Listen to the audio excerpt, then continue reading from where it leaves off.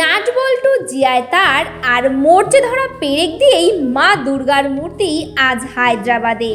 না কোনো মাটির রং, খড়, বিচুলি, বাঁশ কিছুই নয়, বরং তার পরিবর্তে 2 ফুট হাইটের ফেলে দেওয়া ও মরচে ধরা জিনিসপত্র দিয়েই অসাধ্য সাধন পূর্বস্থলীর রাজুর। হ্যাঁ, পূর্বস্থলী 1 নম্বর ব্লকের বড় কোবলা এলাকায় শিল্পী রাজু দুর্গাপুজোর আগে যেন এক নতুন দৃষ্টান্ত স্থাপন করল। সাধারণত মাটি, খড়, রং ও বিভিন্ন চট জাতীয় উপকরণে তৈরি হয় দেবী দুর্গার প্রতিমা, কিন্তু এই প্রচলিত ধারার বাইরে গিয়ে শিল্পী রাজুবাগ তৈরি করেছেন এক অভিনব দুর্গা প্রতিমা। তার পুরোটা তৈরি হয়েছে রিসাইকেল উপকরণ দিয়ে। তার তৈরি এই দুর্গা প্রতিমা পাড়ি দেবে হায়দ্রাবাদে।